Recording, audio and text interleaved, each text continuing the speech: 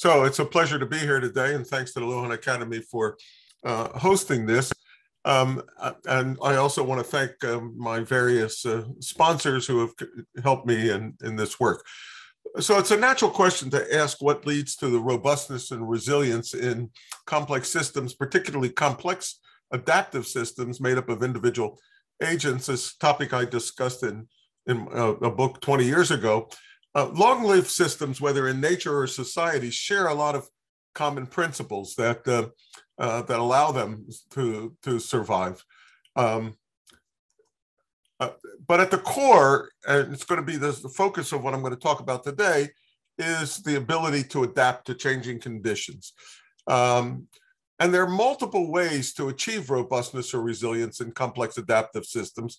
One can be like a coral, if existing in a turbulent flow with rigid design and robust components. But in the same sorts of flow, one also can be a bull kelp, adaptive, going with the flow. It's not that one of these strategies is better than the other, but the rigid design may work best over short time scales or in relatively constant environments. But if you're in rapidly changing environments, then flexible design is going to work best over these longer time scales. In other words, in changing environments, one has to just, like the Red Queen, keep running just to stay in place. You have to generate diversity, so you have something to select on, and that, of course, is the focus of this whole session today. So diversity is not the only key feature of robustness. Indeed, diversity does provide adaptive capacity, and it's what I'm going to focus on today. One of my favorite examples from evolution is the influenza virus, which achieves robustness at the macroscopic level. Influenza has been with us for millennia, or even at the subtype level, but it does so by getting rid of individual strains. You're familiar with H1N1, H5N1, H3N2, et cetera. That refers to the surface proteins, hemagglutinin and neuraminidase, which change rapidly, at least by mutation and over longer time scales by a process called reassortment. It's essentially recombination. So this rapid change in which strains come and go is what confers robustness at the higher level. It's the generation of diversity, strain diversity and selection on them that allows this process to proceed. And so individual strains replace one another, and diversity is crucial, therefore. Another example of diversity is the work of Ari Goldberger and his colleagues, particularly my colleague, Tim Buckman. Here you see two heart rate time series. The one at the bottom, a rather regular periodic pattern, the one at the top, a more chaotic pattern. And you might think that the person at the top should be rushed to the hospital, but that's backwards. It's the person at the bottom who's in trouble. The diversity in heart rhythms that's embedded in the chaotic time series is what provides adaptive capacity, and that's a much healthier heart rhythm at the top. Now, before I get back to talking more about diversity, I want to mention that when one thinks of structural determinants of robustness, diversity is just one of those. Redundancy and degeneracy, which means having multiple elements that perform the same function, is also important. You've probably all heard about the baby formula crisis in the US right now, and probably elsewhere, where one of the major companies producing baby formula had some problems, and that's created a shortage. So redundancy is also important. And of course, in some way, the more redundancy you have, the less diversity, because redundancy means multiple copies of the same thing. And the other structural feature that's important is modularity or compartmentalization. We saw this as a problem in the financial crisis in 2008, where the greater interconnectedness of the system reduced the ability to limit disturbances, and that led to the collapse of the system. But I want to get back and talk primarily about diversity and talk about what evolutionary perspectives can tell us. This is work that Martin Reeves and I, together with Martin's group at the Boston Consulting Group, have been working on for a while. Evolutionary perspectives have a lot to tell us about how corporations survive and economic systems more generally. It all goes back to Fisher's fundamental theorem of natural selection, which every population geneticist knows about. And basically what Fisher, without giving you any equations here, what Fisher's theorem tells us is that the rate of evolutionary progress is proportional to the product of two things. One, the strength of selection. If selective differences are not important, you're not going to have evolutionary change. But you can't have that change without having some form of genetic diversity. So the degree of diversity in the system is what allows evolution to proceed. Therefore, we have selection for mutation rates and also even for sexual reproduction as ways to get recombination and change, generating the diversity that natural selection can operate on. In businesses and other systems, success depends on balancing the current and the new, balancing exploration and exploitation, balancing selection from within what is currently available and mutation that will allow exploration of new alternatives.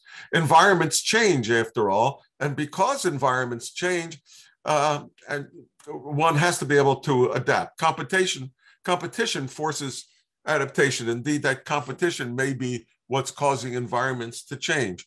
And that leads to uncertainty about the future. And in evolution, that selects for bed hedging and exploration. The same thing is true in any organization. One has to not be satisfied with what one has to constantly be exploring new alternatives. It's important to recognize that the degree to which one discounts the future will alter the balance between exploration and exploitation. If you don't care much about the future, then exploration is not important. But if you do care about your children, your grandchildren, you're going to begin, or the rest of your life, you're going to do more exploration. Now, what's happened in the business sector is that the increasing growth of industries and especially increasing globalization have led to a more myopic view, to an increasing connectedness, to an increasing systemic risk, and to increasing competition. And all of those have led to driving discount rates up, paying less attention to the future. And as a result of that, that has driven exploration down, and companies are dying younger. This is reported in that paper I showed you before, together with Martin. He will probably say something more about that in a bit. The trade-off between exploration and exploitation, which is something we're familiar with in behavioral ecology, is not new to business theory.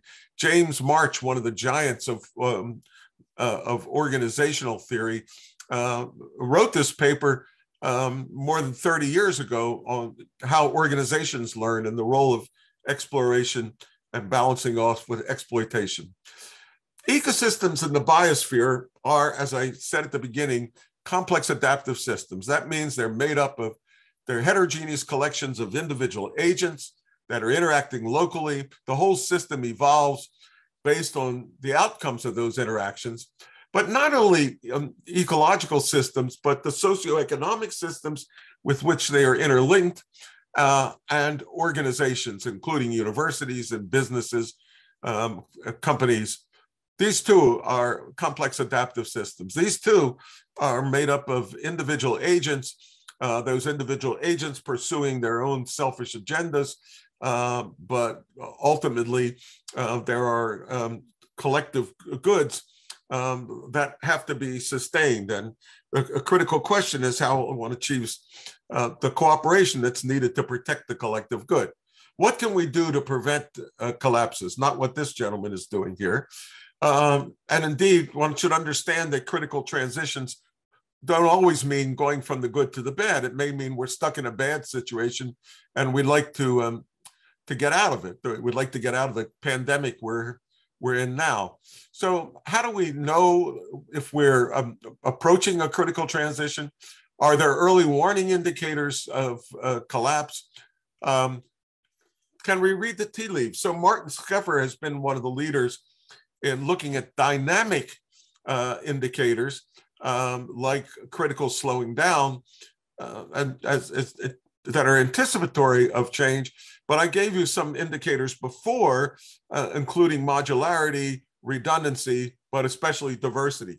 If we, when we recognize, for example, in an ecological situation that we're losing biological diversity, we recognize that that is threatening the survival of the system as a whole.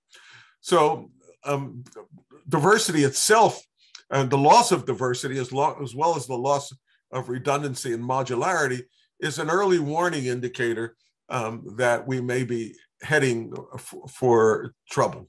So to conclude, unpredictability is the most predictable feature of future environments.